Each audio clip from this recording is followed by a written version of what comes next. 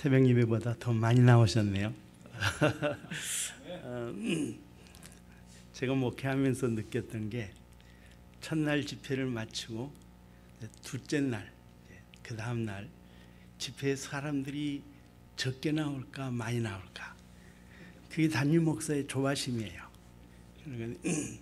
근데 첫째 날에 목사님이 말씀을 잘 전해주시면 둘째 날에 성도들이 많이 나와요. 근데 첫째 날에 말씀이, 죄송합니다, 시원치 않으면 둘째 날에 안 나와버려요. 근데 오늘 아침보다 더 많이 나와주셔서 참 감사드립니다. 말씀, 오늘 함께 볼 말씀 마태복음 28장 16절에서 20절 말씀까지 보겠습니다.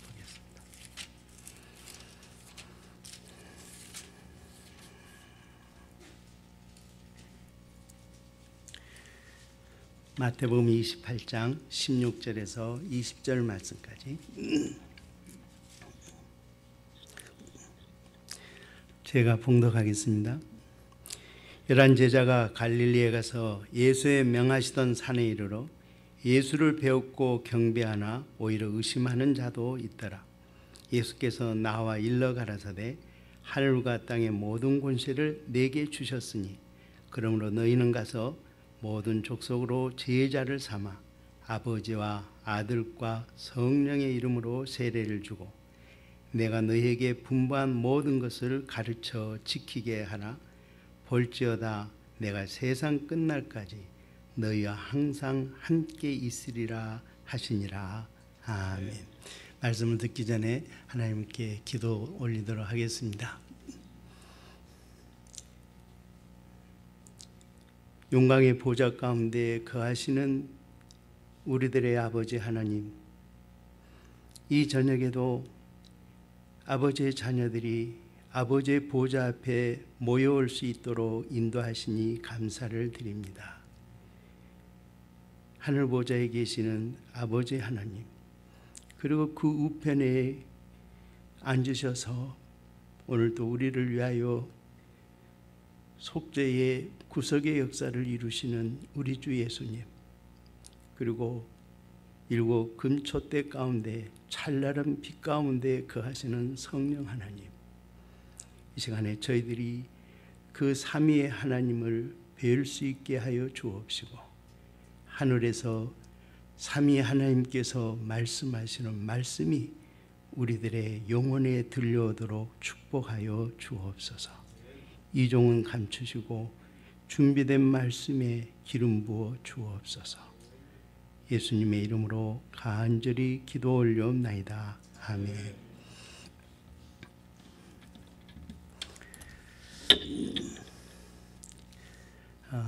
오늘 새벽에 선교란 무엇인가 라고 하는 첫 번째 테마로 선교는 가는 것이다 라고 말씀을 드렸습니다. 선교는 간다라고 하는 그 말씀 때문에 우리는 늘 외국으로, 타국으로 그렇게 생각을 했습니다. 그런데 말씀을 연구해 보니까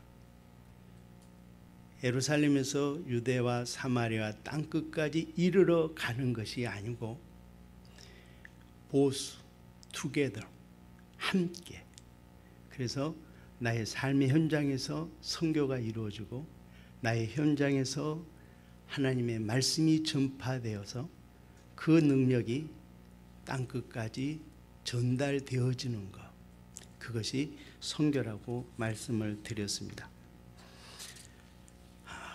아침에 너무나 시간이 없기 때문에 오늘 마태복음 28장 16절에서 20절의 말씀까지 선교 파송장인데, 지상 명령장인데 그 구조를 정확히 살펴보지 못했습니다.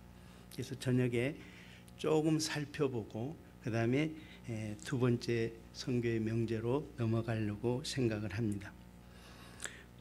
파워포인트 볼까요? 마태복음 28장 16절에서 20절 말씀까지 보면 먼저 우리가 몇 개의 파트로 나누어집니다. 짧은 말씀이지만 몇 개의 파트로 나누어집니다. 첫 번째는 16절에서 17절 말씀은 선교 명령을 하실 때의 상황을 기록해 주고 있습니다.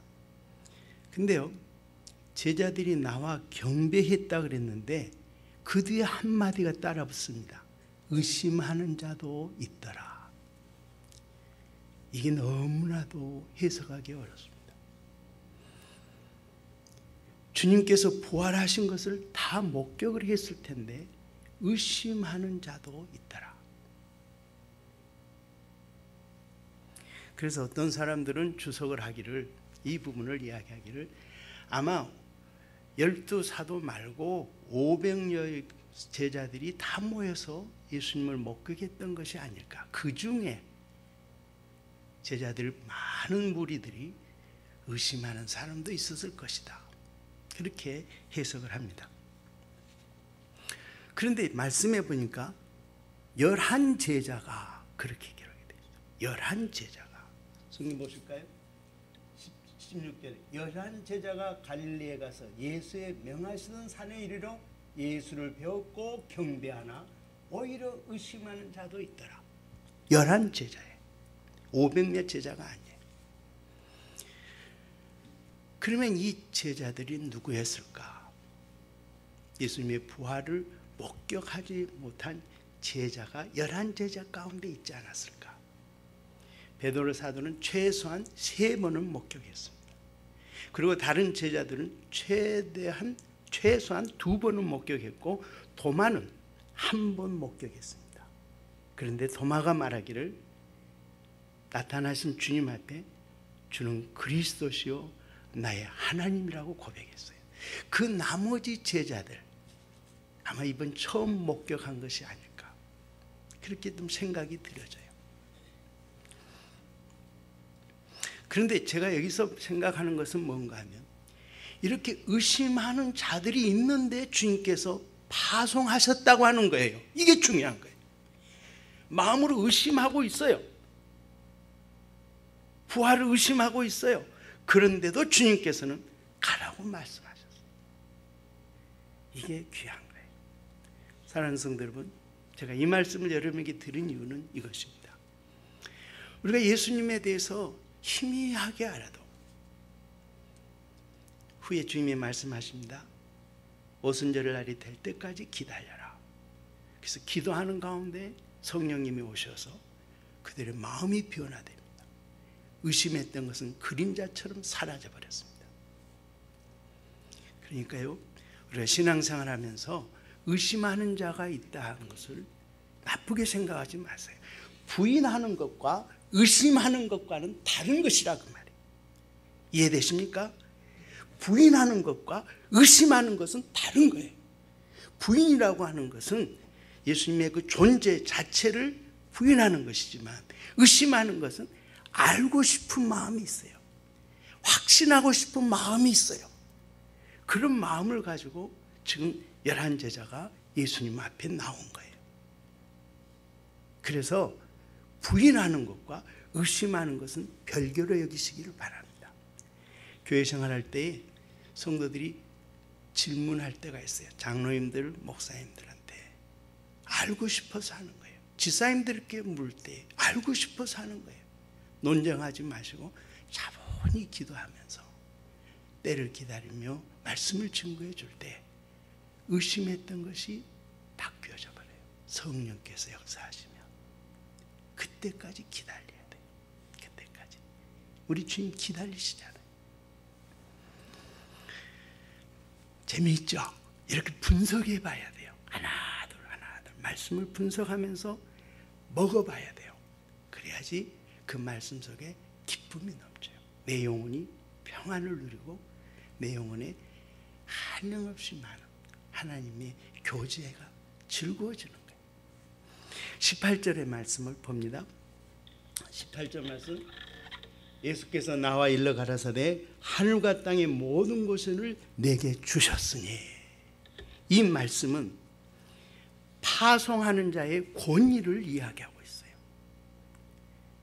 파송하는 자의 권위가 어떠한가를 말씀해 주고 있어요. 여러분 보십시오. 미국의 대통령이 한국에 대사를 파송합니다. 그런데요, 대통령이 대사를 한국에 파송하고 나서 너 가. 그리고 사인을 안 해줘요. 미국 대통령이 사인을 해서 보내줍니다. 한국 정부에. 그 권위가 있어야 돼요. 파송하는 자는 권위가 있어야 돼요. 권위가 없으면 그 파송받은 사람이 희미하게 일을 해요. 희미하게. 근데 오늘 예수님이 말씀하십니다. 내가 너희를 파송하는데 내가 가지고 있는 권세가, 내가 가지고 있는 권위가 어떤 권위인 줄 아니? 하늘과 땅의 모든 all thing, 모든 권세를 아버지께서 나에게 주셨다. 내가 이 권세로, 이 권위로 너희들을 가라고 내보낸다. 이것이 바로 18절의 말씀이에요.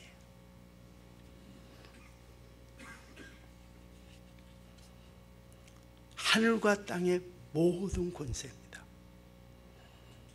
그래서 우리가 찬송하기를 그 이름 앞에 모든 땅의 권세들이 무릎을 꿇는다 그랬어요. 얼마나 큰 권세입니까? 19절에서 20절은 파송의 내용이니까요. 이제 저녁에 살펴보겠고요. 20절 하반절의 말씀 봅니다. 20절 하반절에 19절에서 20절 상반절까지 파송의 내용이고요. 그 다음에 볼지어다 내가 세상 끝날까지 너희와 항상 함께 있으리라. 이것은 파송하신 하늘과 땅의 권세를 받으신 주님께서 제자들에게, 자기가 파송한 그 제자들에게 하시는 프라미스입니다. 약속입니다. 볼지어다라고 하는 말은 이 앞부분의 말에서 다음의 말로 넘어가시면서 다음의 말이 얼마나 중요하고 다음의 말이 얼마나 파송받은 제자들에게 중요한가를 상기시키기 위해서 분위기를 바꾸시는 말입니다. 볼지어다.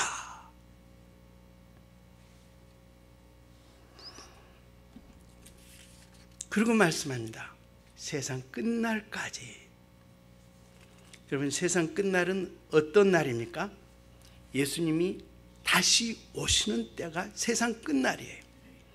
인간이 뭘 만들고 뭘 해서 그냥 여기에 적그리스도가 나타나고 지진이 나타나고 해서 세상 끝날이 되어지는 게 아니에요. 예수님께서 다시 오시는 그 타임이 세상 끝나는 거예요. 그때까지. 그 다음에 하시는 말씀입니다. 내가 너희와 항상 함께 있겠다. 이 말이 무슨 말이죠? 한마디로 딱 요약하면 임마누엘. 임마누엘.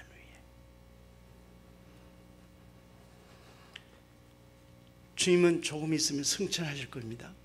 그런데 주님 말씀합니다. 너희의 눈에 내가 사라진다 할지라도 두려워하지 말라. 너희가 나를 볼 수 없게 된다 할지라도 염려하지 말라. 나는 영의 몸을 가졌기 때문에 내가 너희들과 항상 함께 있겠다. 이게 약속이에요. 약속.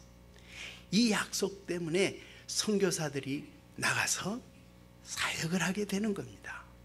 이 약속 때문에. 제가 모스크바에서 사역하면서 경험했던 거 한 가지 말씀드리겠습니다.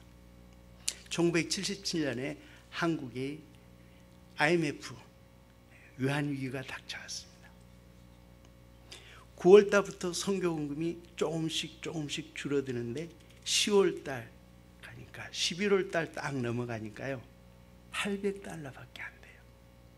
800달러.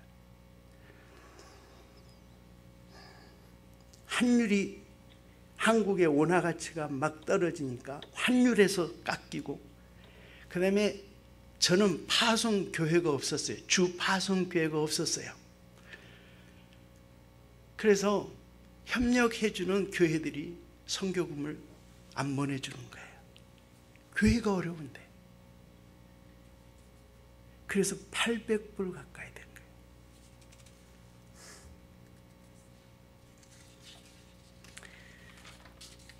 그래서 선교금 들어오는 그 증서를 가지고 렌트했던 그 문화원에 제가 사역을 할 텐데, 문화원에 가서 이야기했습니다. 내가 이제 800불밖에 안 들어온다.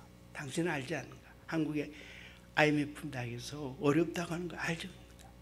나 좀 도와다오. 그래서 렌트비를 깎았어요. 그 다음에 또 통역한테 나 좀 도와다오. 나 이것밖에 안 되는데 너무나 힘들어. 통역 좀 도와다오. 도와줬어요.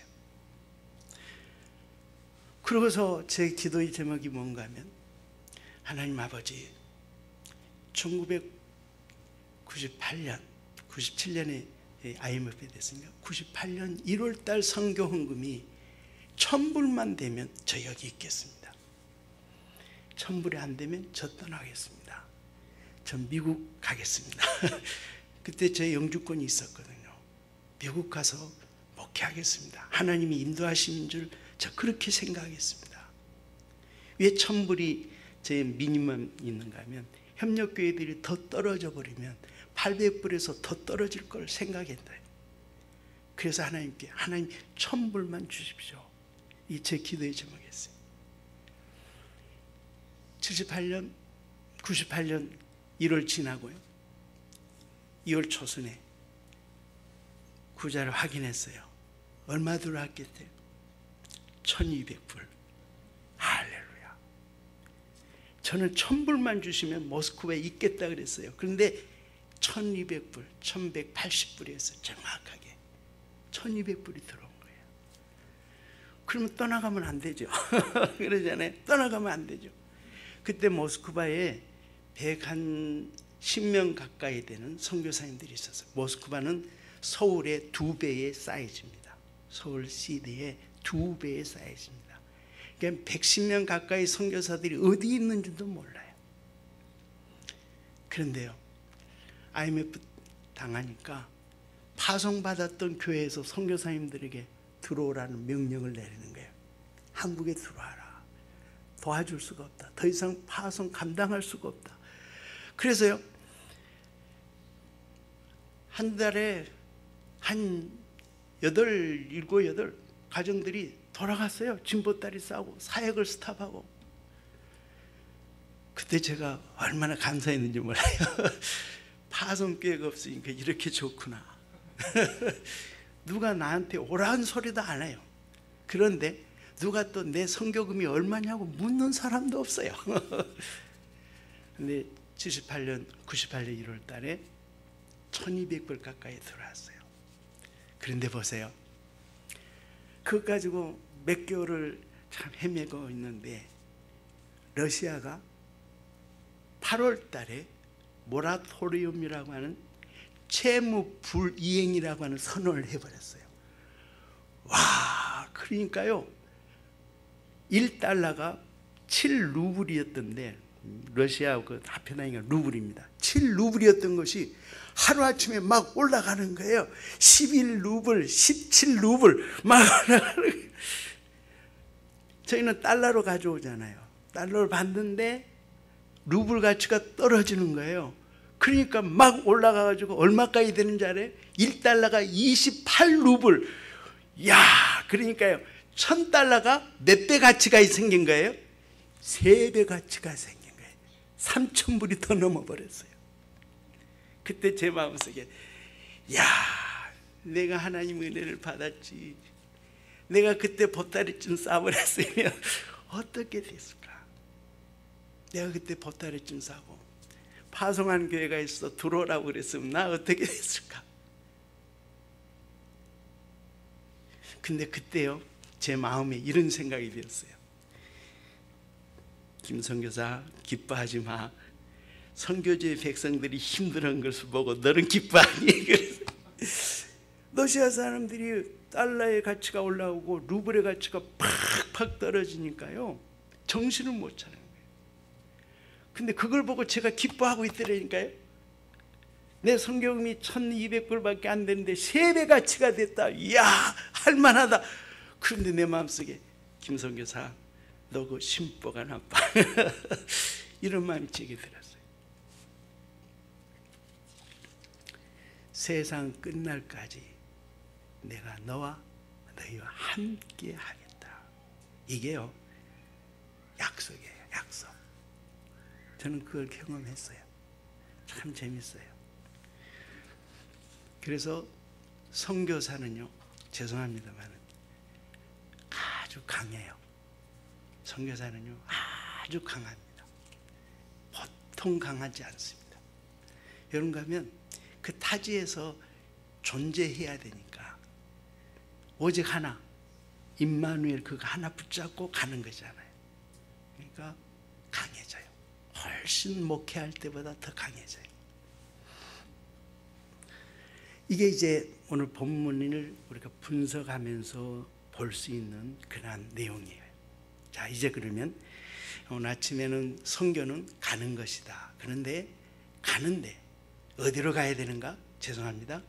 나의 가정으로, 내가 살고 있는 나의 현장으로, 내 직업의 현장, 내 가정, 여기가 선교의 사역지고 선교의 대상이 내 가정 안에 있다. 내 주변에 널려 있다. 그걸 말씀을 드렸어요. 두 번째로, 예수님께서 선교에 명령할 때 4개의 동사를 사용했는데 두 번째 동사, 제자를 삼으라 라고 하는 말이에요. 그래서 선교는 제자를 세우는 것이다. 선교는 제자를 세우는 것이다. 제자란 말은 따르다, 추종한다 라고 하는 라틴 말 디스플루스라고 하는 말에서 왔어요. 그래서 디자이플, 우리가 영어로 그렇게 이야기하잖아요.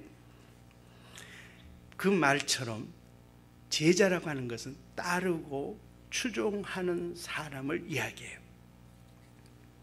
그러면 여러분, 선교사가 나가서 제자를 만드는데 누구를 따르는 사람을 만들어야 되는 거예요. 선교사, 나를 따르는 사람을 만드는 것이 선교일까요? 그것도 필요해요.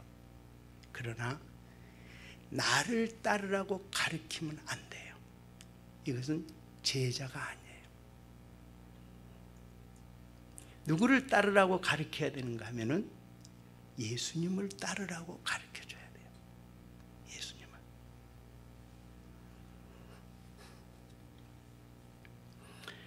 그러면 이렇게 예수님을 따르라고 가르칠 때에 무엇을 가르쳐야 되겠어요? 뭘? 말씀을 가르쳐야 되죠. 근데 말씀 속에서 또 추려내십시다. 뭘 가르쳐야 되겠어요? 예수님을 가르쳐야 돼요. 예수님을. 예수님께서 사랑하라 가르쳐 주셨죠. 명령하셨죠. 후에 제 말씀하겠습니다만, 기도하라 가르쳐 주셨죠. 그런데요, 그것보다 더 핵심이 되는 말, 그건 부수적인 거예요. 부수적인 거. 가장 핵심이 되는 말, 그것은 뭔가 하면 예수님이 누구이신가를 가르치는 거예요. 이게 선교예요.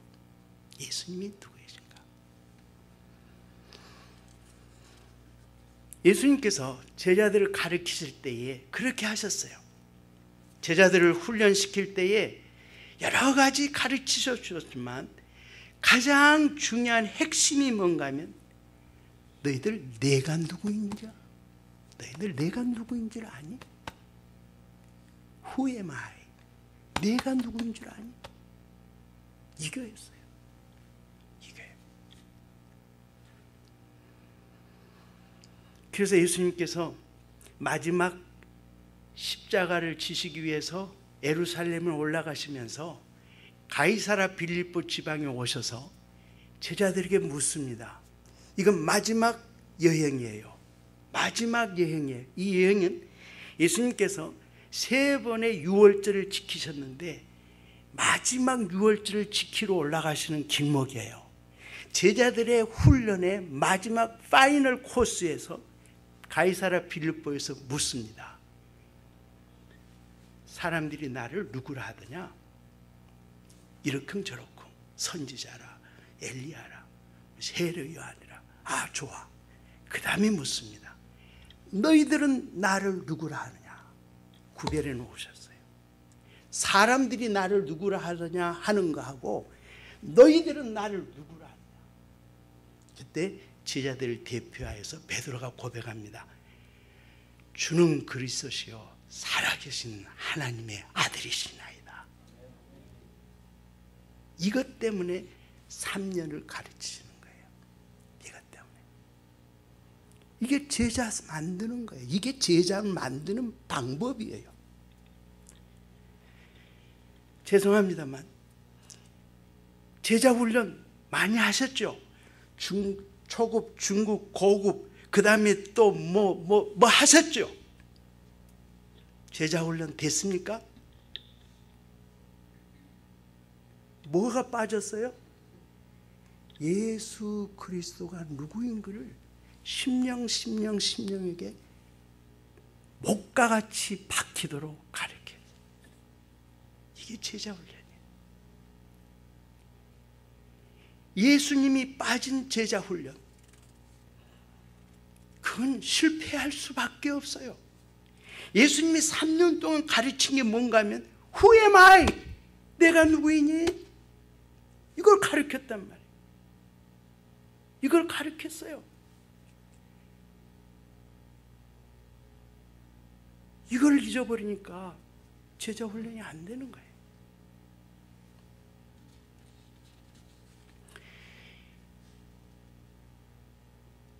베드로가 이렇게 고백했는데요. 또 한 여인이 이렇게 고백을 해요.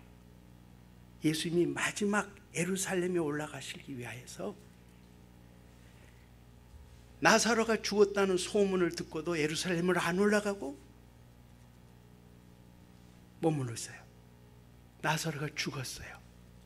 그때서 예루살렘에 올라가요. 그리고 예수님이 돌아가시거든요. 그 마지막 코스에 마르다라고 하는 나사로의 누이가 이렇게 고백해요. 요한복음 11장 27절에 가로되 주여 그러하여이다. 주는 그리스도시요 세상에 오시는 하나님의 아들이신 줄 내가 믿나이다. 이 고백을 이하여서 주님은 나사로의 집에 마리아와 마르다의 집에 자주 가셨던 거예요. 베드로의 고백도 너무나도 귀하지만 저는 내 마음속에 이렇게 느껴오는 게 이 마르다의 고백이 더 귀해요. 우리로 이야기하면 평신도예요. 예수님을 따라다니지를 않았어요. 그런데 이 마르다 여인이 고백을 해요. 주는 그리스도시요 세상에 오시는 하나님의 아들이신 줄 내가 믿나이다.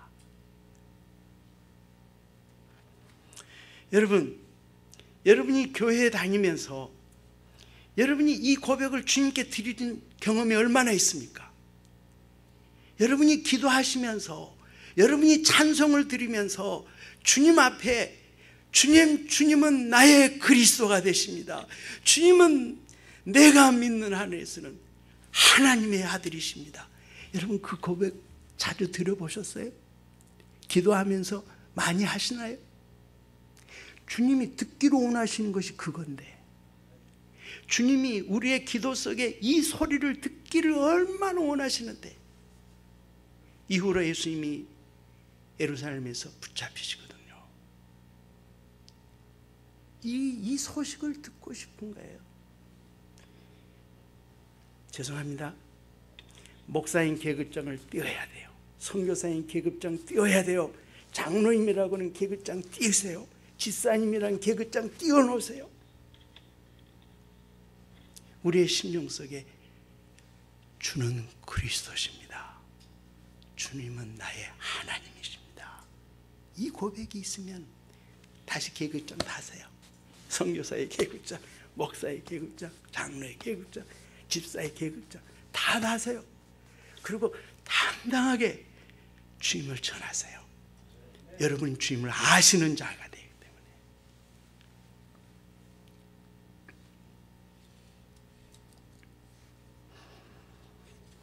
여기 좀 설명을 할게요. 오늘 목사님께서 저한테 시간을 80분 주셨어요. 그래서 중간에요 티타임도 좀 가지려고 그래요. 예. 영감이 너무나 지루하니까 말씀이 재미가 없잖아요. 그러니까 티타임도 갖고 이렇게 온면 쇼를 하면서 그러면서 좀 푸근하게 하겠어요. 여기 두 가지입니다. 제자를 만드는 내용, 제자가 되는 길, 그것은 예수님이 그리스도이심을 믿는 거예요. 그리고 예수님이 하나님의 아들 되신 것을 믿는 거예요. 그러면 되는 거예요. 그리스도라고 하는 말은 헬라어입니다. 히브리어로는 메시아라고 이야기합니다. 그렇죠? 그런데 우리는 그것을 번역을 할 때 뭐라고 그럽니까? 예? 아, 맞았어. 기름 부음을 받은 자. 그건 구약의 내용 가운데에 그 메시아라고 하는 그 말을 번역하면서 나온 이야기예요. 우리 한글에는 기름 부음을 받는다고 하는 그 말이 없어요.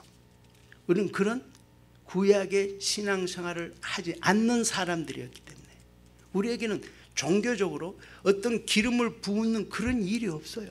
그래서 번역하기가 어려워요.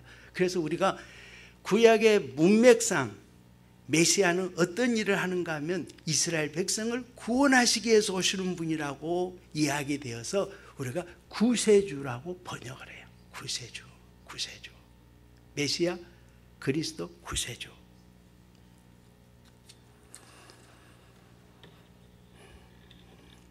그럼 우리 장로님 말씀하신 대로 그리스도 메시아라고 하는 말은 기름 부음을 받은 자라고 하는 말이에요.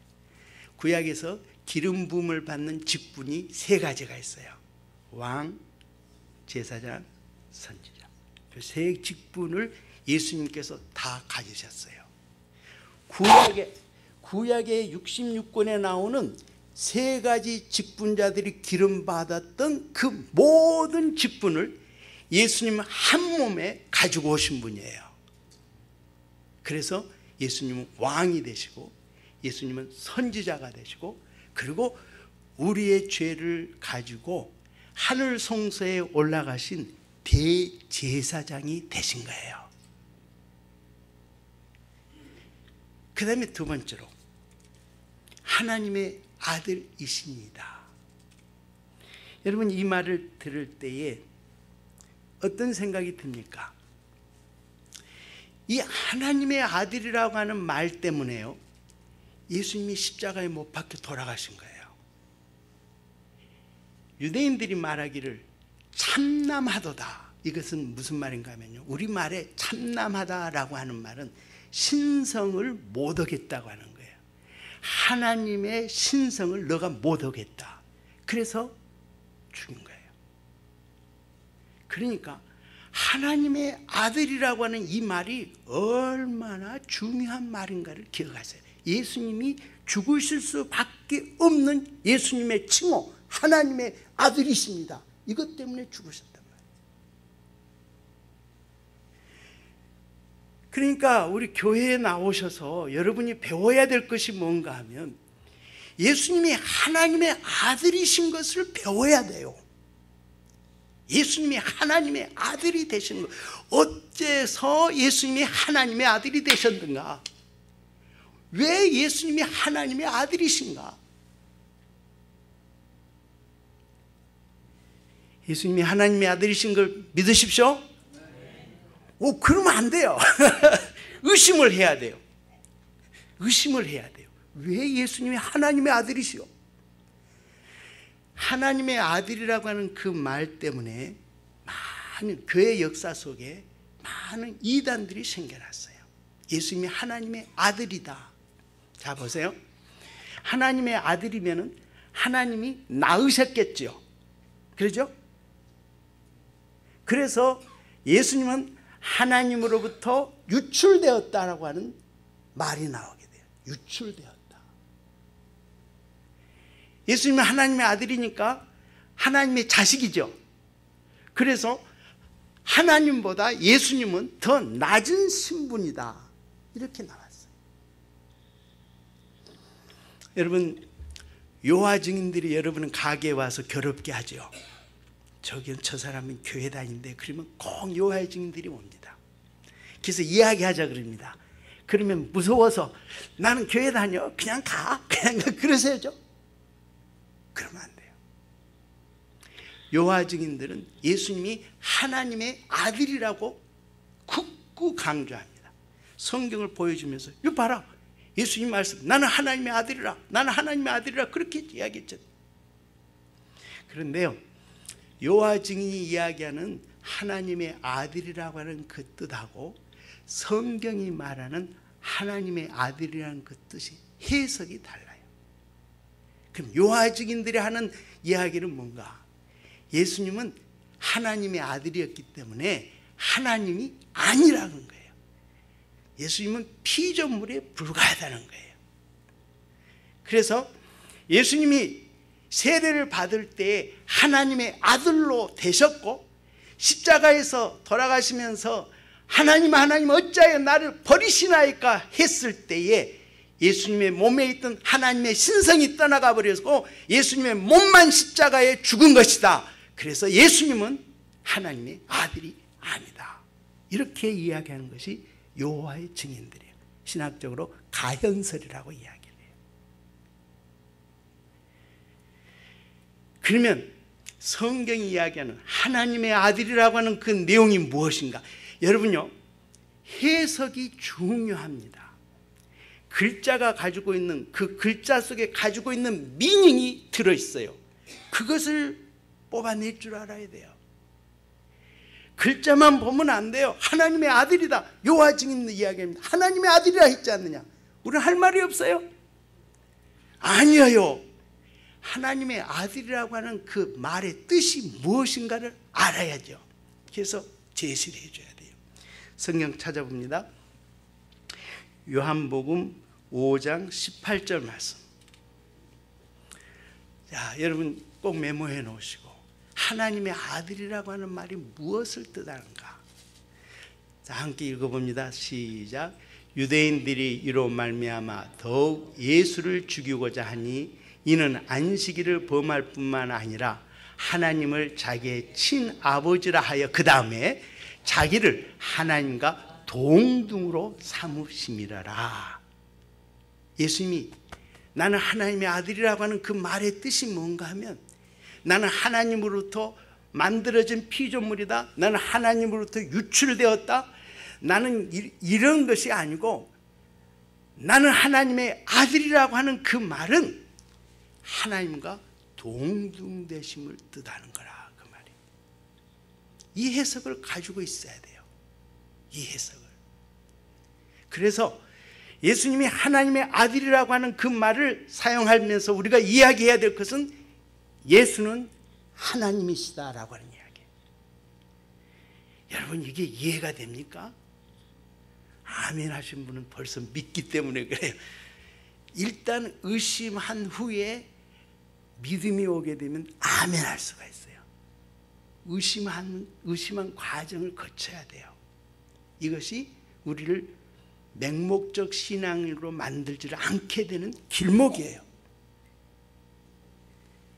하나님의 아들이라고 하는 뜻은 하나님과 나는 동등하다. 다른 말로 이야기하면 나는 하나님이다, 그 말이에요.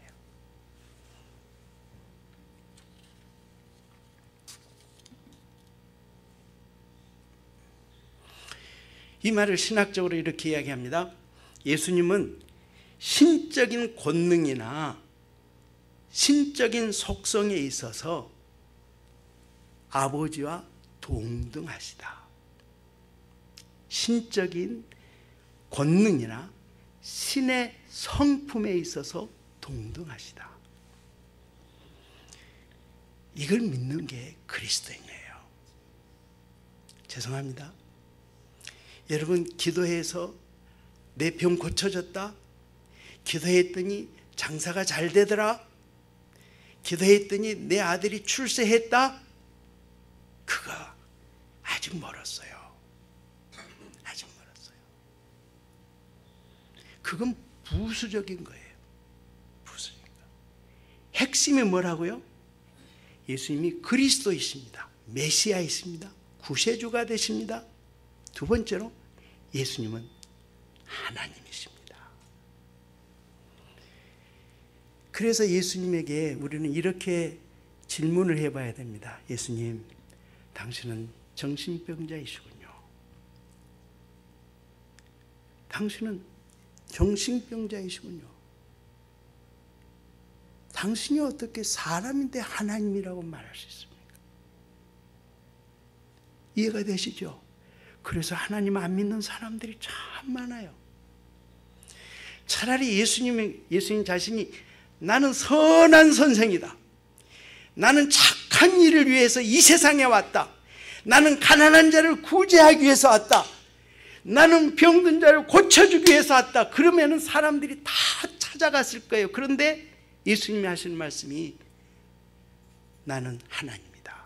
그러니 다 도망간 거예요. 다 떠나간 거예요. 이게 핵심인데, 이게 핵심인데.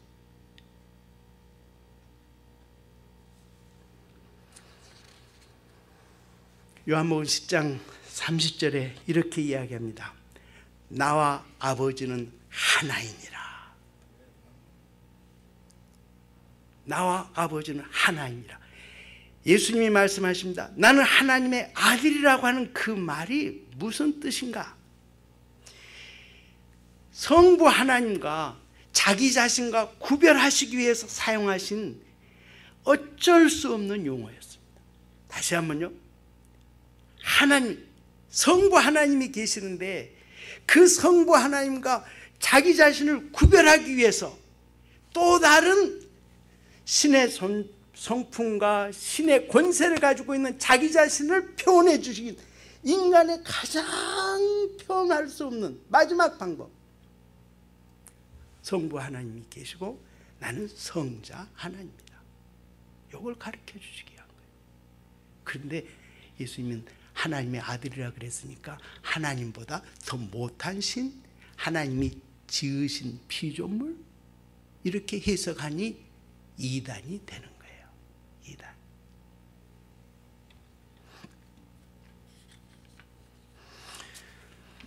그러면요, 예수님께서 어떻게 자기 자신이 하나님이신가를 가르쳤을까요? 예수님께서 어떻게 자기 자신이 하나님 되신 것을 가르쳤을까요? 우리가 이것을 알아야지만이 제자를 삼을 수가 있어요. 우리가 예수 그리스도의 제자를 만들어갈 수가 있어요. 예수님은 구약에 말씀하였던 그 말씀 하나하나를 끄집어다가 사용하셨어요. 구약에 예언되어 있던 말씀 하나하나를 끄집어다가 사용하셨어요. 구약 66권에 자신에 대하여서 기록하여 준 보석과 같은 말씀들을 끄집어다가 말씀하시면서 가르쳐 주셨어요. 시간이 없기 때문에 성경을 다 찾아볼 수 없습니다. 구약의 말씀을 인용하셔서 내가 하나님이다 라고 하는 걸 가르쳤단 말이에요. 근데 오늘날 교회들이 이렇게 생각을 해요. 구약은 필요 없어. 그것은 옛 언약이야. 오늘 우리는 새 언약 속에 살기 때문에 예수의 말씀, 예수가 행하였던 것, 그게 복음이잖아. 그것을 전하면 돼. 이렇게 생각하고 있어요. 그래서 구약을 무시해요. 구약을 낮추어 봐요. 구약을 설교하지 않아요. 그러면 예수님이 누구인가를 우리가 배울 수가 없어요. 구약을 알아야 돼요. 예수님이 그렇게 하셨으니까. 예수님이.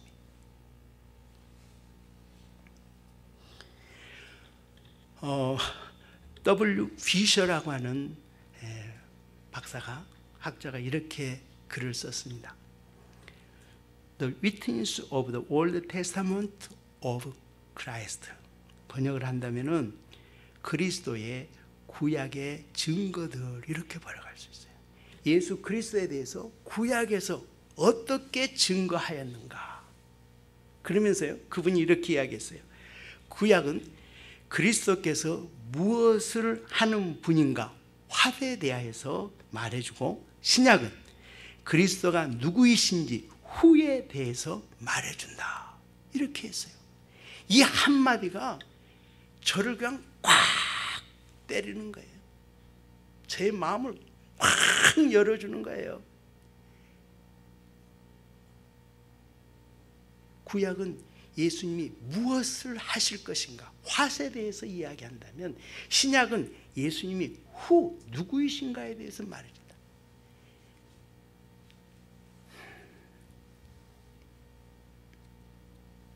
그래서 여러분, 예수님이 하나님의 아들이십니다, 예수님이 그리스도이십니다 하는 것을 알기를 원하시면은 구약을 읽어야 돼요. 구약을 이해해야 돼요. 그 속에서 예수님이 하나님이시라고 하는 걸 증거해 줘요.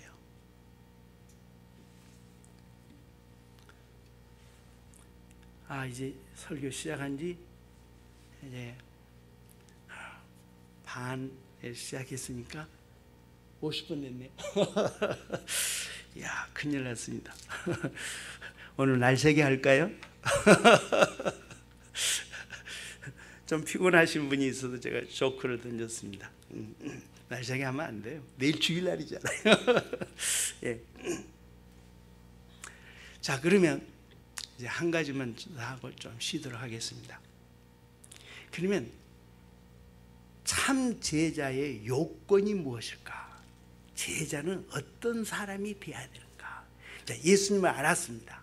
예수님이 그리스도시고 하나님의 아들이셔서 나의 하나님이라고 고백까지 했어요. 자, 그런데 이제 문제는, 그럼 나는 예수님의 제자가 돼야 되는데 어떻게 해야 될 것인가? 성경 한 구절에 보겠습니다. 마태복음 16장 24절. 예수님께서 이렇게 말씀하셨습니다. 다 같이 읽어보겠습니다. 조르모니까. 다 같이 시작. 이에 예수께서 제자들에게 이르시되 아무든지 나를 따라오려거든 자기를 부인하고 자기 십자가를 지고 나를 쫓을 것이니라. 여러분, 이 말씀 잘 알죠? 저도 알아요. 근데요, 죄송합니다만 참 해석하기 어려워요. 한번 물어봅시다. 자기를 부인한다고 하는 것이 무엇입니까? 잘 알고 있으니까 제가 물었어요. 자기를 부인한다고 하는 것이 무엇입니까?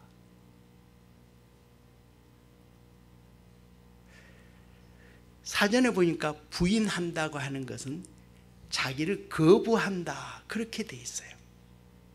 여러분, 자기를 거부한다고 하는 것이 무엇입니까? 도무지 그림이 안 잡혀져요. 개념이 안 잡혀져요. 개념이 안 잡혀져요. 왜 그런가 하면 우리는 나를 부인해 본 적이 없기 때문에 그래요. 이해가 되시나요?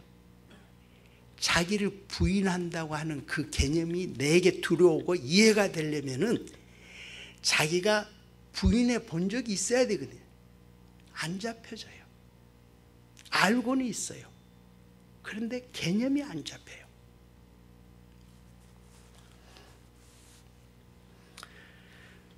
그래서 저도 죄송합니다.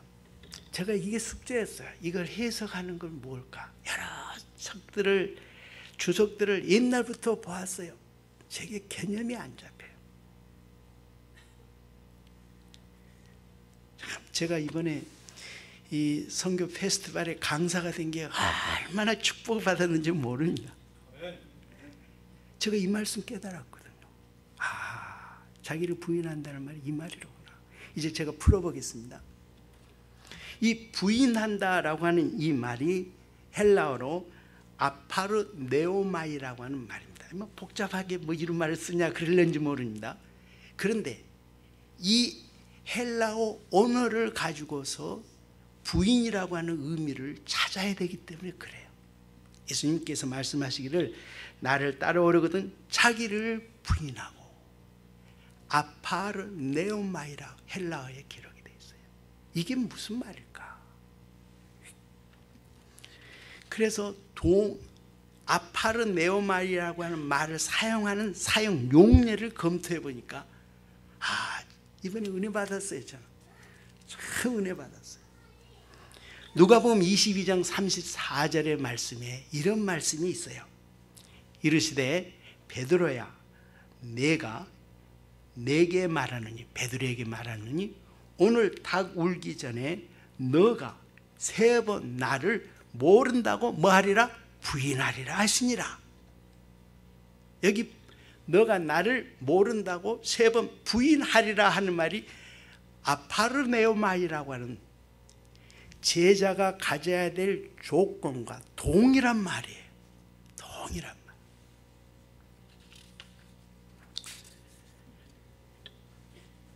그런데 이 말씀 속에 우리가 놓쳐버리면 안 될 말이 있어요. 그 말이 뭔가 하면 너가 3번 나를 모른다고 부인하리라. 요 말이에요. 모른다고. 부인한다고 하는 것이 뭔가 하면 아파르네오마이라고 하는 그 말이 무슨 뜻인가 하면은 모른다는 거예요. 너가 나에 대해서 모른다고 말할 것이다. 와, 이 말씀이로구나. 자기를 부인한다고 하는 말이 무슨 뜻인가 하면은요, 베드로는 예수님을 3년 동안 따라다녀서 잘 알아요. 그런데 계집종이 와가지고 너 예수님 따라다녔지? 너 예수당이지? 너 예수하고 함께 있었지? 그러니까 난 몰라. 난 모른다니까. 난 모른단 말이야. 거기에 저주했다는 말이 있죠. 예수님을 저주한 게 아니에요. 자기 자신을 저주한 거예요. 내가 만약 안다 한다면 나가 저주를 받을 거야. 그 말이에요. 해석을 잘 하셔야 돼요. 베드로가 예수님을 저주했대요. No, 아니에요. 베드로가 예수님을 저주한 게 아니라 자기 자신을 저주한 거예요. 내가 만약 예수님을 알고 있다 한다면 내가 저주를 받을 거야. 그 말이에요. 이 모른다고 하는 말이 부인한다고 하는 말에 연결되어 있어요. 자, 그럼 이제 해석합니다. 자기를 부인한다고 하는 말은 무슨 뜻인가? 베드로가 예수님을 잘 아는데 모른다고 한 것처럼 자기가 자기에 대해서 나는 나를 몰라. 여기에 자기를 부인하는 거예요. 다시 한번요. 나는 나를 몰라. 여러분, 자기가 자기를 모르고 살았습니까 이제껏? 자기가 자기를 만들어 왔어요. 그런데 예수님 말씀합니다. 나를 따르기를 원하는 자는 자기 자신이 자기를 모르는 것으로 살아라.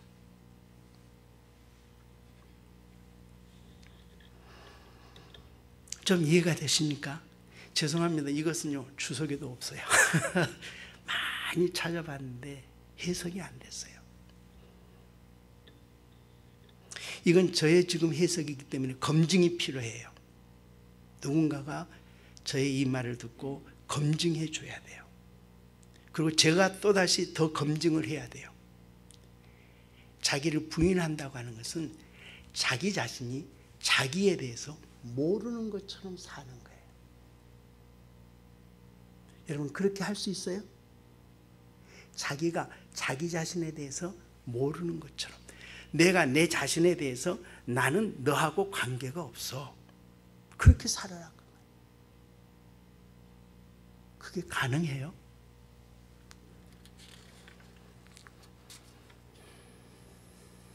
그 다음에요, 자기 십자가를 지라 그랬어요. 여러분, 자기 십자가가 뭐예요? 자기 십자가가 뭐예요? 교회를 위해서 받는 고난, 교회를 위해서 십자가를 지고 가는 거야. 이게 자기 십자가야. 목사는 목사로서, 장로님은 장로로서, 권사는 권사로서 다 십자가가 있어. 그걸 교회를 위해서 지고 가는 거야. 그렇게도 말하잖아요. 주님을 위해서 고통당하는 것을 자기 십자가를 지고 가는 거라 그러잖아요. 저는 그렇게 안 봤어요. 자기를 부인하는 것의 반복법이라 그렇게 생각해요. 반복해서 강조하십니다. 반복해서 설명하십니다.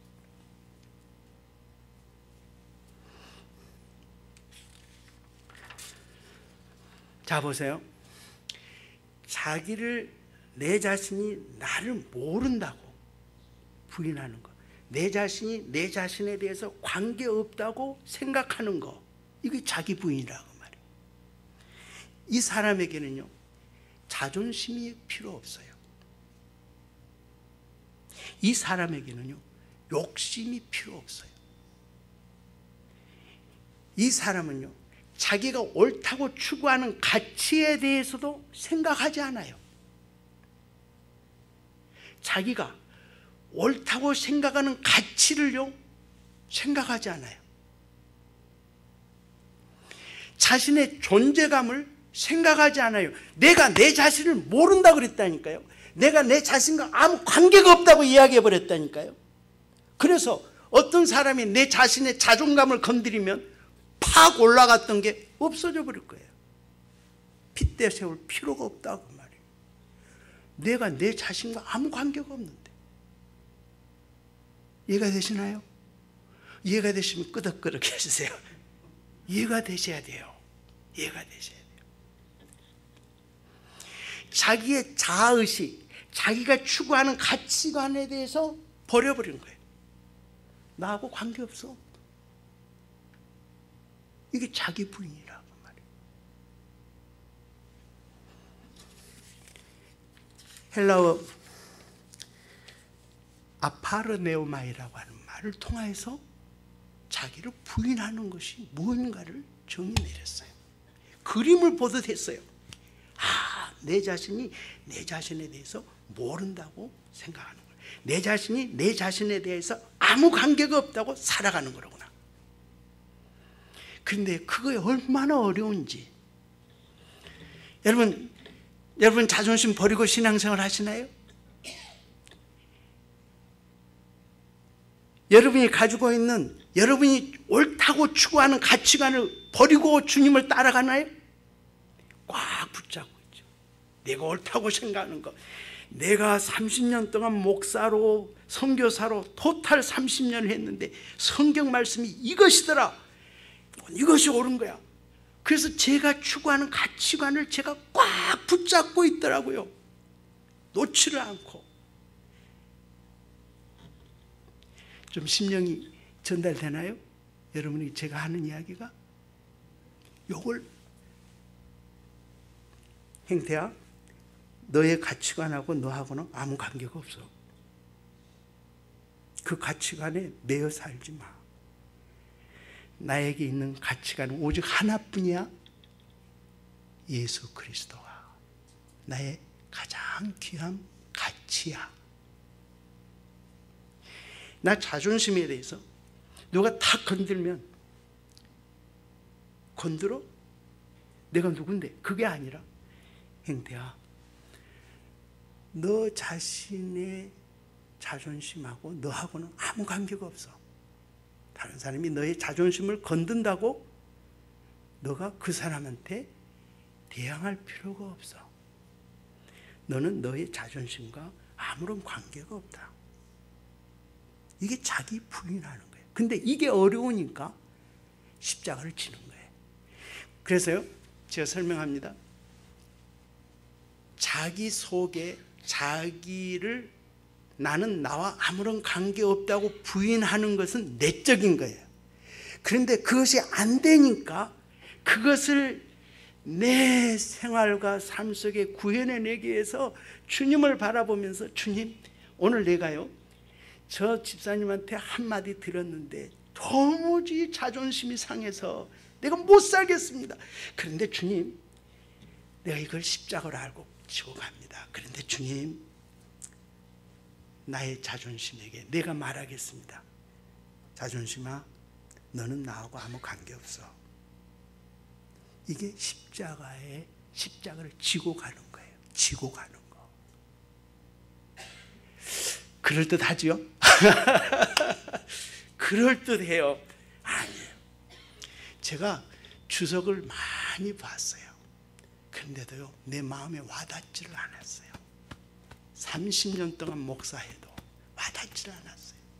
그저 겉핥기로 자기를 부인하고 자기 십자가를 지고 주님을 따르십시다 그랬는데, 내가 자기 부인의 개념이 없는데 어떻게 성도들에게 설명을 했겠어요? 내 자신에게 하는 말이, 나는 너를 모른다 하고 살아야 되는데, 그게 내게 없었거든요.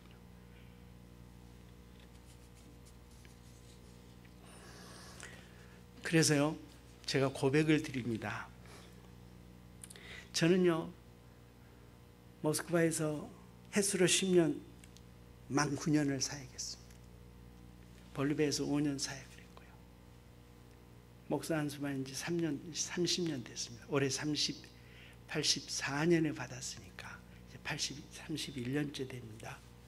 근데요, 저는 선교하면서, 목회하면서요, 저는 제자 못 만들었어요. 고백드려요. 저는 제자를 못 만들었어요. 저는 선교하면서 목사를 만들려고 그랬어요. 제가 이번에 말씀을 연구하면서, 야, 나는 제자를 못 만드는 사람이었구나. 나는 제자를 못 만들었어요. 왜 그런지 아세요? 내가 제자가 아니었기 때문에. 다른 말로, 내가 나를 모른다고 해본 적이 한 번도 없었어요. 내가 나를 얼마나 붙잡고 살았는지, 나의 자존심, 나의 가치관, 내가 연구한 성경의 내용들, 목사로서의 해야 될 직무들 다 알고 있었어요. 그러나 내가 내 자신에게, 행태야, 너는 너 자신을 모르고 살아. 너 자신과 너는 아무 관계가 없다고 살아가야 돼. 오직 너는 예수 그리스도를 알고 예수 그리스도와만 관계를 맺으며 사는 것이야 라고 생각해 보지를 못했어요. 제가 축복을 받은 것은 이번에 이 말씀을 연구하면서였어요. 여러분에게 말씀을 나누기 위해서 연구하면서 그걸 발견한 거예요. 그러니 제가 선교지에서 얼마나 성질을 많이 부렸겠어요. 성질 많이 부렸어요. 화 많이 냈어요. 한국에서 10년 목회하면서 얼마나 많이 성질을 부렸겠어요. 화를 부렸겠어요. 목사인 나를 그렇게 대해? 그렇게 대접해줘? 많이 그랬어요. 많이 그랬어요. 나를 얼마나 잘 알았는지, 나를 얼마나 좋게 생각을 했는지. 죄송합니다. 저는 나를 부인해 본 적이 별로 없었어요. 내 자신이 나를 모른다고 목회하면서, 선교하면서 살아본 적이 얼마 없어요. 헤아려 보면 손가락 안에도 다 안 차요. 이 안에도 다 안 들어요.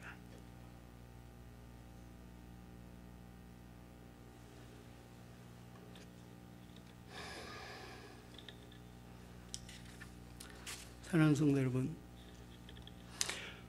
선교사나 목사나 장로님이나 지사님이나 권사님이나 모두가 다 주님은 제자로 부르셨어요. 나를 따라오라. 그러기 위해서는 자기 자신이 자기 자신에 대해서 모른다. 나는 내 자신하고 아무 관계가 없다. 내가 관계 맺는 분은 오직 예수 그리스도 한 분이시고, 내가 아는 분은 예수 그리스도 한 분이시다. 이게 제자의 요건이에요. 이게 그래서 자신의 삶을 통하여서 예수 그리스도가 드러나는 거예요. 내가 관계하는 분은 예수 그리스도 뿐이니까. 나하고 내가 관계를 맺고 사는 것이 아니라 나하고 예수 그리스도하고 관계를 맺기 때문에 내가 드러나지 않고 누가 드러나요? 예수 그리스도가 드러나는 거예요. 내가 예수 그리스도를 드러내야 되겠다라고 해서 드러내지는 것이 아니라 내가 내 자신에 대해서 관계없다고 선언하고 나는 너를 모른다고 말할 때 그때 주님이 드러난다 그 말이에요. 자연적으로. 조금 쉬도록 하겠습니다. 한 10분만 쉬도록 하겠습니다. 5분에서 10분. 예. 저기 가서 좀 움직이시고 돌아오시기 바랍니다. 한 20분만 더 하겠습니다. 한 20분 더 하겠습니다. 예, 좀 일어나셔서 움직이시기 바랍니다. 움직이시고, 예. 너무나 감사합니다.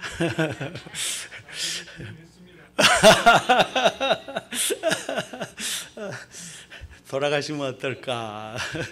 마음이 조마조마했는데 돌아가시지 아니하시고 남아주셔서 감사합니다. 20분만 더 하겠습니다. 여기 가면 제가 티타임을 10분만 가지려고 했는데 20분이 됐네, 25분이 됐네요. 아무튼 20분만 더 하겠습니다. 제자는 예수님을 따르는 자입니다. 그런데 예수님께서 제자의 자격 요건으로 뭐라고 말씀하는가 하면 자기를 부인해라. 그리고 자기 십자가를 지라. 자기를 부인하는 것이 뭘까? 그림이 그려지지 않았어요. 여러 가지 책을 읽고 개념을 잡으려고 해도 잡히지 않았어요. 그런데 예수님께서 제자 베드로에게 모른다고 나를 부인할 것이다. 그 말씀에서 내가 내 자신에 대해서 나는 너를 모른다.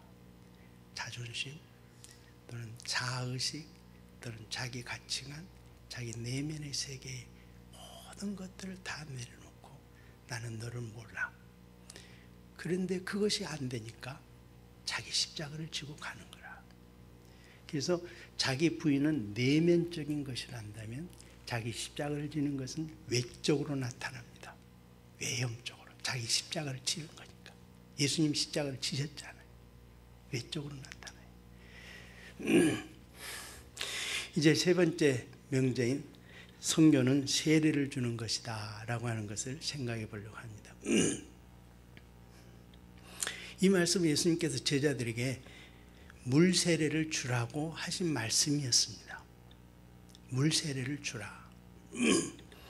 근데 여러분 세례라고 하는 그 말을 침례교에서 베티스트라고 사용하잖아요. 우리는 베티스트다. 그 베티스트라고 하는 말이 세례라는 말인데 그 어근이 뭔가 하면 베티조라고 하는 헬라 말입니다. 베티스트에서 그는 베티조라고 하는 말에서 온 말이에요. 그러면 이 베티조라고 하는 바티조, 베티조 좋습니다. 이 말은 헬라어를 사용하는 문화권에서는 어떤 뜻을 가지고 있는가? 이 말은요, 염색할 때 쓴 말이었습니다. 무슨 말인가 하면 어떤 사람이 수공업, 그 당시에는 전부 다 수공업이었으니까요. 면이나 이런 걸 만들 때 전부 다 손으로 해가지고 양의 가죽을, 양의 그 털을 다 모아가지고 그 다음에 빙빙 돌려서 다 수공업이었어요. 근데 그때 보면은 색깔이 전부 다 하였어요. 그래서 염색을 해야 돼요. 그렇게 하기 위해서는 나무의 열매를 따다가 말렸어요. 드라이 시킨 것을 찍었어요. 그리고 물을 부으니까 거기에서 색깔이 나왔어요. 추자나무 색깔 같은 게 있잖아요. 우리 옛날 우리 부모들도 그렇게 염색했잖아요. 그 물에다가 하얀 자기가 만들었던 천을 담그는 거예요. 그리고 뽑아내는 거예요. 요걸 베티조라고 이야기했어요. 이게 세례라고 사용된 거예요. 자기가 원하는 색깔이 빨간색이면 빨간색 나무를 말려다가 그 다음에 찍어가지고 물을 부어서 뜨거운 물을 부어서 빨간색 물을 열매에서 추출해냈어요. 그리고 하얀 천을 거기다 담그면 드러내면 뭐게 되죠? 빨간색이 됐어요. 이게 베티조라는 말이에요. 자기가 청색으로 오네요. 그러면은 청색의 열매를 따다가 말렸어요. 그래서 그걸 찍어요. 그리고 뜨거운 물에 넣어서 청색의 물을 뽑아낸 다음에 하얀 천을 거기다 담그면 어떤 색이 염색돼요? 청색. 이걸 세례라고 말을 했어요. 그러니까 세례를 받았다고 하는 것은 무엇을 뜻하는가 하면 염색되었다고 하는 걸 뜻하는 거예요. 그러면 여러분이 예수님의 이름으로 세례를 받았죠. 아버지와 아들과 성령의 이름으로 세례를 받았죠. 삼위일체 하나님의 그 이름으로 세례를 받아서 여러분이 세례를 받고 난 뒤에는 뭐로 염색이 돼야 돼요? 와, 잘하시네요. 예수로 염색이 돼야 돼요. 자기의 영혼과 자기의 마음과 자기의 삶이 예수의 색깔을 드러내야 돼요. 이게 베티조예요. 근데 물어봐요. 세례 받으셨어요? 안 받으셨어요? 그런데 이게 예수의 색깔이 죄송합니다. 많이 나타나는데 잘 안 나타나지지 않아요. 예수의 색깔이 안 나타나요. 세례 받았어요, 내가. 근데 예수의 색깔이 안 나타나고 누구의 색깔이 나와요? 아, 잘하시네요. 내 색깔이 나오는 거예요. 자기 부인이 없었어요. 자기 십자가를 져본 적이 없었어요. 그러니 내 색깔이 나오는 거예요. 내 색깔. 세례 받았는데.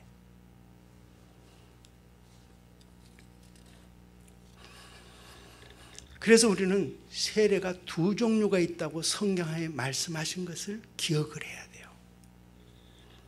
하나는 물로 세례를 받은 것이고 또 하나는 성령으로 세례 받은 거예요.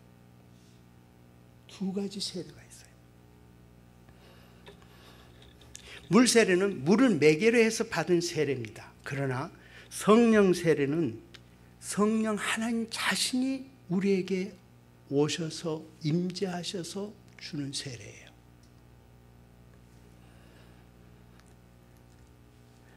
물 세례는 신앙 고백을 통하여서 받아요. 그런데 성령의 세례도 역시 신앙 고백을 통하여서 받는데 매개체가 물 세례도 사람이고 성령 세례도 매개체가 사람일 수 있어요. 그런데도 성령 세례는 성령 하나님의 주권으로 역사하는 거예요. 물 세례는 내 안에 성령이 오셨는지 안 계시는지도 모르고 그저 자기가 인격적으로 자기의 온 인격과 지성과 이성을 다해서 고백함으로써 주는 세례예요. 물로.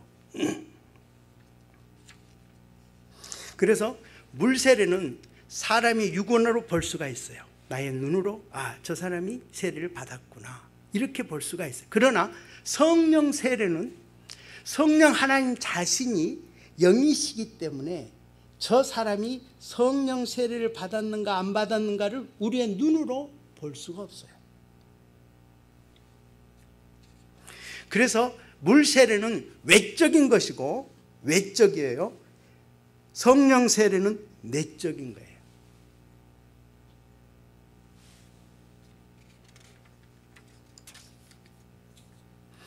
혹 제가 설명할 때에 여러분 생각하시기를 성령 세례 그러면 방언 받는 사람이 성령 세례 받았다 그러는데 그렇게 이해하시면 안 돼요. 제가 말하는 성령 세례라고 하는 것은 방언하고 아무 관계가 없어요. 방언하든지 안 하든지 관계없어요.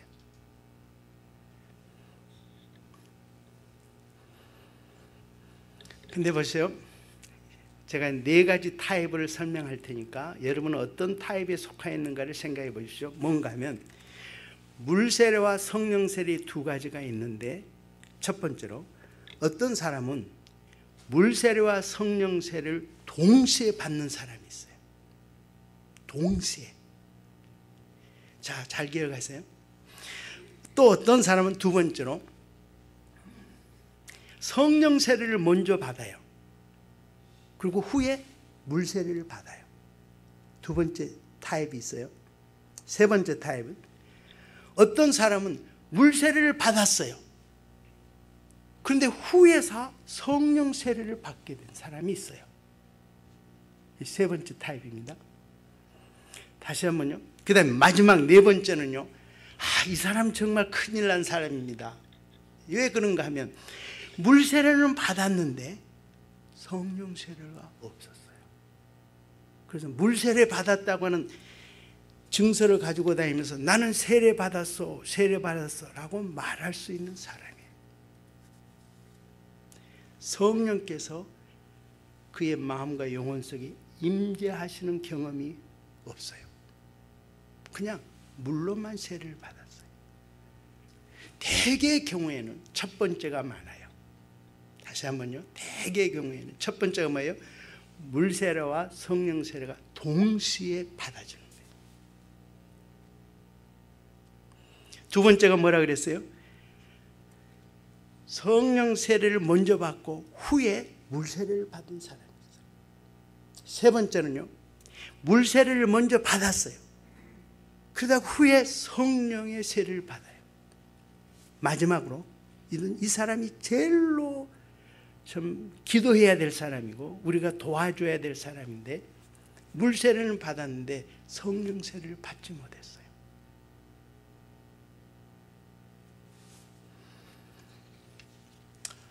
요거 좀 설명하고 그 다음에 네 번째로 마칠게요.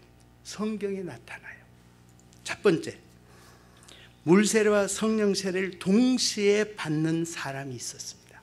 그 사람이 누군가 하면 고넬료라고 하는 사람입니다. 내일 그 사람에 대해서 또 이야기가 나옵니다만 고넬료는 백부장이었습니다. 이탈리아에 대해 백부장입니다. 그것은 로마 사람입니다. 로마 시민권을 가지고 있습니다. 그런데 그는 의로운 사람이고 경건하여서 하나님을 사모했던 사람이에요. 근데 환상 중에 그가 가이사랴에 사는데 욥바라고 하는 곳에 사람을 보내서 베드로를 청하라고 하는 하나님의 환상을 봐요. 하나님의 말씀을 들어요. 그 베드로를 청하러 보냈어요. 내일 이것이 설교의 중심입니다. 좀 기억해 놓으시고 집에 가셔서 좀 묵상하십시오. 베드로가 하루는 기도하고 있는데 환상이 보여지는데 부정하고 가증한 것들이 보자기에 내려옵니다.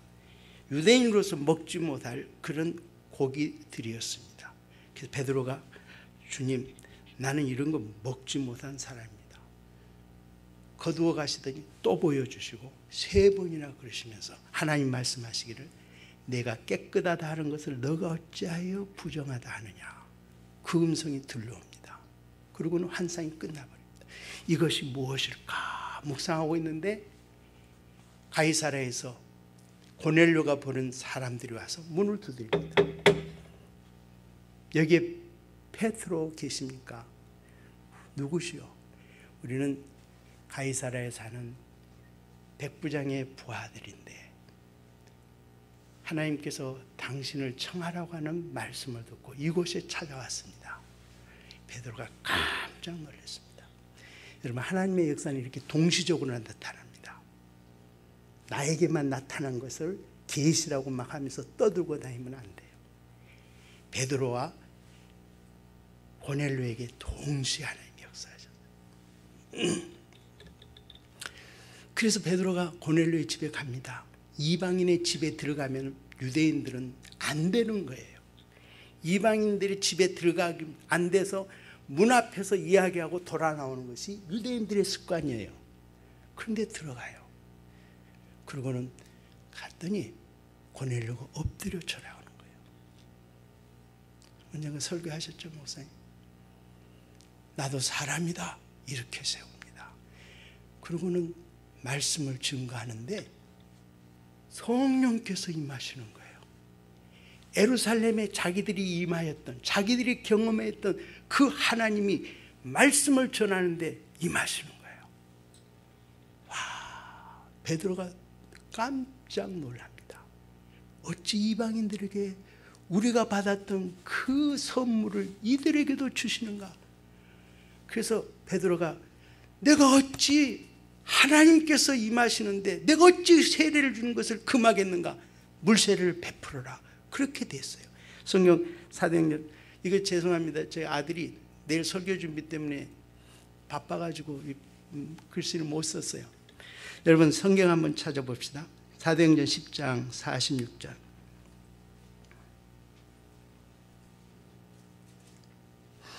사도행전 10장 44절부터 48절까지 제가 읽겠습니다. 사도행전 10장 44절. 베드로가 이 말할 때에 성령이 말씀 듣는 모든 사람에게 내려오시니 베드로와 함께 온 할례 받은 신자들이 이방인들에게도 성령 부어주심을 인하여 놀라니 이는 방언을 말하며 하나님 높임을 들음이러라. 이에 베드로가 그러되 이 사람들이 우리와 같이 성령을 받았으니 누가 능히 물로 세례 줌을 금하려 하고 명하여 예수 그리스도의 이름으로 세례를 주라 하니라. 저희가 베드로에게 수일도 유하기를 전하니라. 성령이 임하시면서 물세례를 받았어요. 동시에 이게 극했어요. 근데 여기 방언이 나왔다는 말이 무슨 뜻인가 하면 예루살렘의 오순절날에 그 성령님과 동일한 성령님이 이방인에게도 임하였다고 하는 것을 증거해 주는 사인이었어요. 방언이 중요한 게 아니에요. 여기서 그 뜻이 뭔가 하면 오순절날에 임하였던 그 성령님하고 동일한 성령님이 고넬료의 집에도 임하셔서 방언이 터졌다라고 말합니다.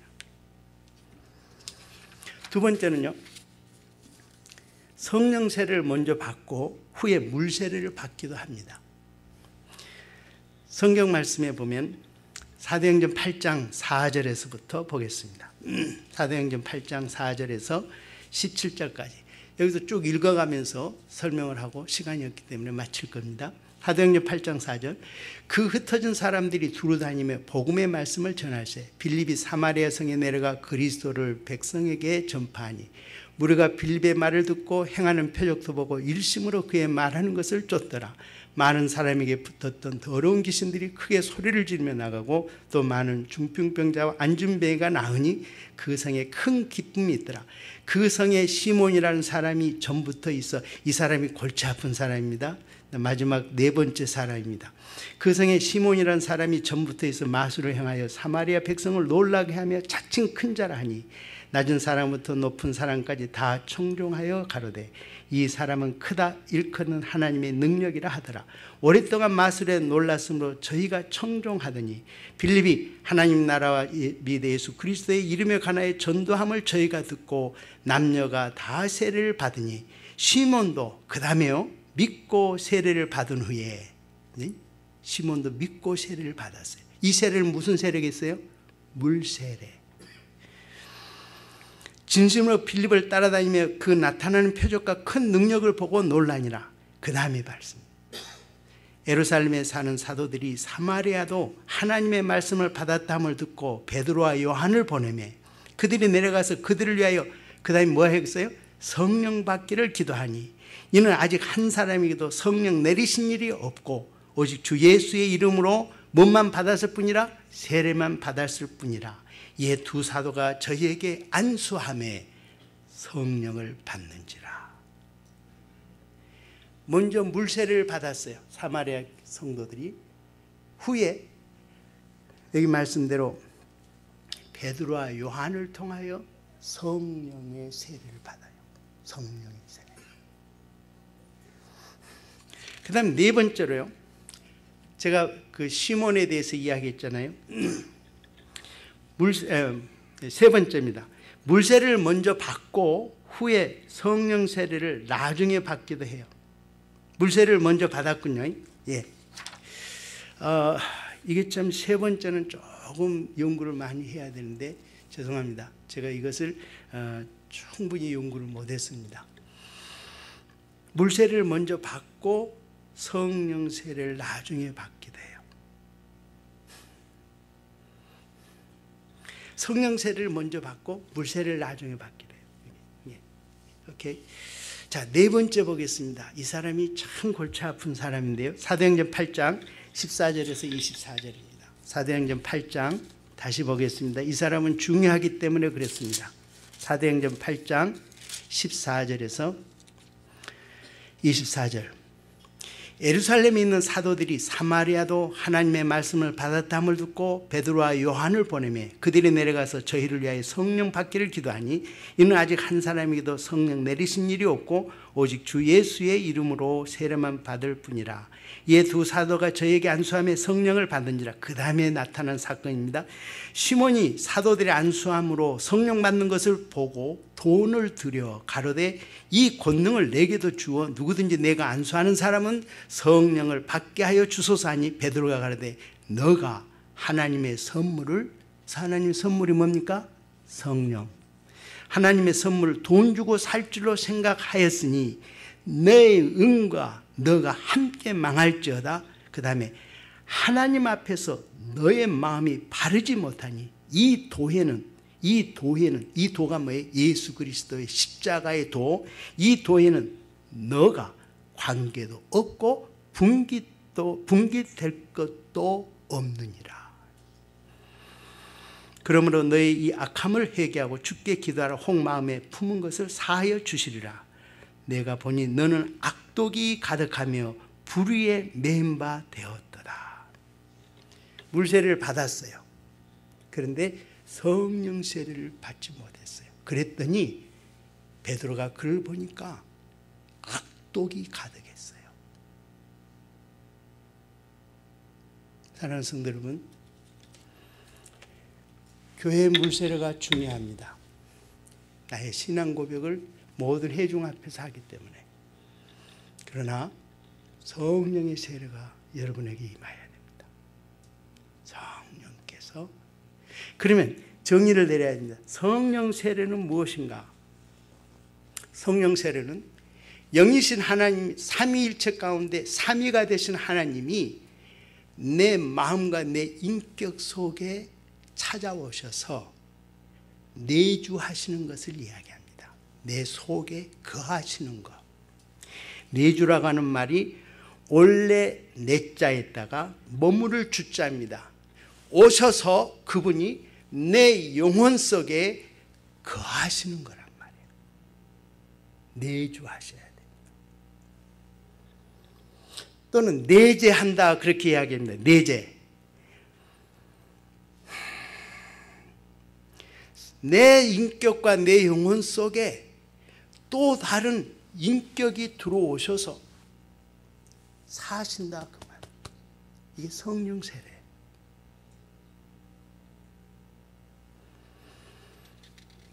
근데 성령 하나님의 그 본질 자체가 영이시기 때문에 성령이 내 안에 거하시는지 안 거하시는지 다른 사람은 못 봅니다. 나도 잘 모를 때가 있어요. 그러나 성경 말씀 한 군데만 보고 마치겠는데요. 로마서 8장 14절에서 16절 말씀 보십시다. 죄송합니다. 성경을 막 제시해서 막 넘어가는데 설명을 더 해야 되지만 시간이 없어서. 로마서 8장 14절. 무릇 하나님의 영으로 인도함을 받은 그들은 곧 하나님의 아들이라. 너희는 다시 무소하는 종의 영을 받지 아니하였고 양자의 영을 받았으므로 아바 아버지라 부르짖느니라. 그 다음에 8장 16절. 성령이 친히 우리 영으로 더불어 우리가 하나님의 자녀인 것을 증거하시나니. 성령께서 내 안에 들어오셔 사시고 계시면, 내주하시면 성령께서 나의 영에게 증거하십니다. 뭐라고? You are son of God. 너는 하나님의 아들이다. 그 증거를 받으셨습니까? 그 증거를 가지고 있습니까? 여러분의 영혼 속에, 여러분의 심령 속에서 거하시는 또 다른 인격이신 분이 여러분에게 증거하십니다. You are son of God.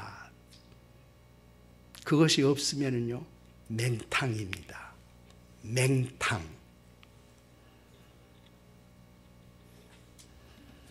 목사인 나도 맹탕, 선교사인 나도 맹탕. 성령께서 내 안에 오셔서 계시면은 나의 영혼과 나의 심령에 말씀해 주십니다. 너는 나의 하나님의 아들이다.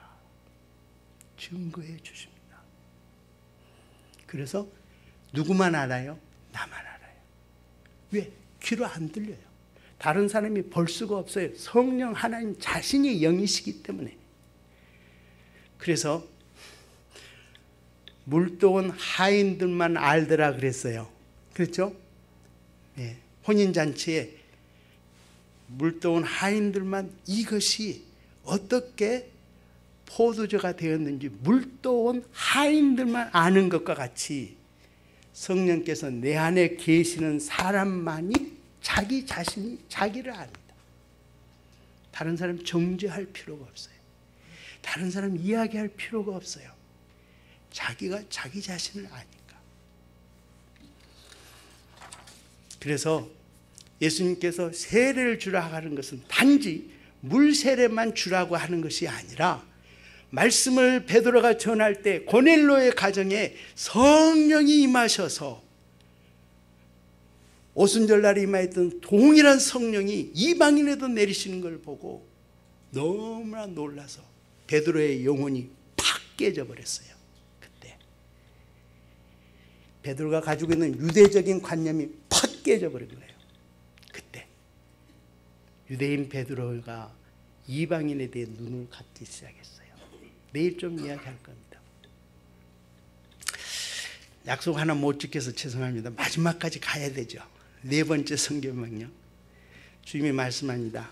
내가 너희에게 분부한 것을 가르쳐 지키게 하라. 그래서 성경은 가르치는 것이다. 우리 성경에는 저기 본 대로 내가 너에게 분부한 모든 것을 가르쳐 지키게 하라. 그래서 지키는 것이 주동사로 나와 있어요. 그런데요, 헬라 원문에는 지키는 것이 주동사가 아니라 가르치는 것, teaching이 주동사예요. 우리 교회에서 우리 한글 성경대로 우리는 지키는 것을 늘 주장을 해요. 그런데 주님 말씀하시기를 지키기 전에 teaching하라. teaching. 이게 명령으로 되어 있어요. 킹제임스 버전에 보십시오. 먼저 나와요. 대문자로 나와요. T자가. 지키는 것은 투 부정사로 되어 있어요. 주동사가 아니에요. 지키는 것에 관심을 갖기 전에 가르침이 있어야 되고 배움이 있어야 되는 거예요. 여기 분부한 것이라는 건 명령이란 말이에요. 콤맨드. 내가 너에게 명령한 거. 시간이 없으니까 많이 못하고요. 한 가지만 제가 딱 말씀드릴게요. 여러분, 예수님이 우리에게 명령하신 것이 많죠? 그렇죠? 기도도 해라, 전도도 해라, 구제도 해라, 선행을 베풀어라. 많죠? 그 모든 거 다 아울려서 딱 한마디로 이야기하면 뭘까요? 너 뭐라고요? 아니면 딱 모든 것 한마디로 사랑하라. 그거예요. 주님의 명령은 이 한마디예요. 핵심이 그거예요. 사랑하라. 이걸 가르치라는 거예요. 이걸 성경 구절 한 군데만 보겠습니다. 요한복음 15장 9절에서 12절. 여기 앞에 나왔군요. 아버지께서 나를 사랑하신 것 같이 나도 너희를 사랑하였으니 나의 사랑 안에 거하라. 내가 아버지의 계명을 지켜 그의 사랑 안에 거하는 것 같이 너희도 내 계명을 지키면 내 사랑 안에 거하리라. 내가 이것을 너희에게 이르면 내 기쁨이 너희 안에 있어 너희 기쁨을 충만하게 하려 함이니라. 그 다음에 12절에 내 계명은 곧 내가 너희를 사랑한 것 같이 너희도 서로 사랑하라.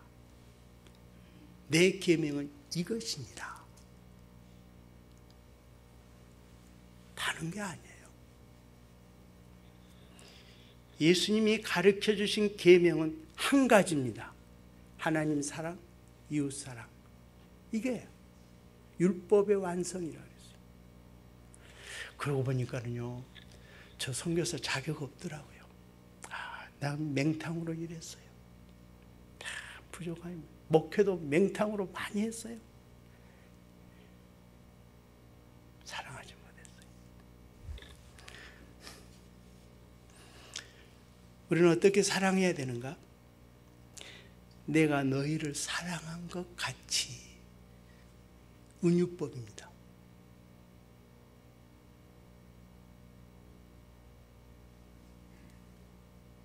은유법이 맞죠? 은유법과 주규법이 있는데요. 뭐뭐가 같이, 내가 너희를 사랑한 것과 같이 너희는 서로 사랑하라. 이게 주님의 계명이에요. 다른 거 다 지키지 마세요. 이거 하나 지키면 됩니다. 안식일 지키려고 하지 마세요. 하나님 사랑하면 안식일 저절로 지켜집니다. 봉사 많이 하려고 하지 마세요. 사랑의 마음이 있으면 봉사 저절로 됩니다.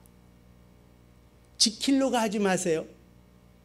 기독교는 율법주의자가 아닙니다. 율법을 지키는 것이 아닙니다. 기독교는 생명을 받아서 성령께서 내 안에 내주하셔서 그 내주하시는 그 능력으로 하나님의 사랑을 구현해내는 거예요. 그러고 보니까요, 제가 목사가 헛목사질을 했더라고요. 우리 아들하고 며느리가 있어서 참 부끄럽습니다. 여러분은 몰라요. 아들하고 며느리, 제 아내는 저를 잘 알아요. 그러겠죠? 사랑하는 성도 여러분, 주님이 네 번째로 선교는 가르치는 것인데 사랑을 어떻게 할 것인가를 가르쳐줘야 돼요. 교회에서 사랑을 어떻게 하는 것인가. 말씀을 맺겠습니다. 선교는 첫째 가는 것이라 그랬습니다. 멀리 갈래 하지 마시고 내 집으로 가십시오. 내 집이 선교의 현장입니다. 내 아내가, 내 남편이, 내 자녀가 선교의 대상입니다. 그 선교가 담을 넘고 나라를 넘고 민족의 경계를 넘어가는 것이 선교인 겁니다. 두 번째로 주님 말씀하십니다. 제자를 삼어라. 제자를 삼기 위해서 예수가 누구인가를 가르치고, 두 번째로 자기를 부인하는 것을 가르쳐줘야 됩니다. 자기를 부인하는 것. 세 번째로 주님 말씀하시기를 세례를 주라 그랬습니다. 물세례를 줘야 합니다. 그러나 더 중요한 것은 성령의 세례를 받게 해야 합니다. 성령의 세례. 네 번째로 선교는 어떻게 사랑해야 될 것인가를 가르치는 것입니다. 그래서 그 가르침을 통하여서 사랑하는 것을 익히 표현해내는 것이 지키게 되는 것입니다. 오늘 선교 페스티벌에 저는 선교 이론가가 아닙니다. 저는 선교에 학위가 없는 사람입니다. 그런데 저를 불러주셔서 이렇게 네 가지로 선교를 정의해 보았습니다. 기도하겠습니다. 오늘 이 저녁에 여러분의 마음속에 김행태 목사를 통하여 내가 깨달음을 얻었다 하는 것이 있으면 그것으로 주님 앞에 나가시기 바랍니다. 제가 한 것이 아니고 주님께서 여러분의 귀를 열어주시고 여러분에게 그 말씀을 듣게 하신 것뿐입니다. 제가 한 것은 하나도 없습니다. 여러분에게 저는 도구로 사용됐습니다. 이제 여러분이 하나님 앞에 나가셔야 합니다. 우리 주님 앞에 나가셔야 합니다. 예수님, 당신은 나에게 누구이십니까? 과연 나의 주인이십니까? 주님한테 물으시기 바랍니다. 나의 그리스도이십니까? 당신은 나의 하나님이십니까? 물으십시오. 여러분, 이 종을 통하여 깨닫는 말씀이 있거든요. 그것으로 여러분을 자신을 한번 보시기 바랍니다. 여러분 자신을 대사김질하시기 바랍니다. 다른 사람 볼 것 없습니다. 남편, 아내, 자식 볼 것 없습니다. 자신이 하나님께 나가십시오. 하나님 앞에 오늘 부정한 종을 통하여 전해드린 말씀을 묵상해 보십시오. 그리고 주님께 고백하십시오. 회개하시기 바랍니다. 회개하시기 바랍니다. 감사할 수 있기를 바랍니다. 하나님께서 주시는 음성을, 내밀한 음성을 이 저녁에 함께 듣기를 바랍니다. 기도하겠습니다.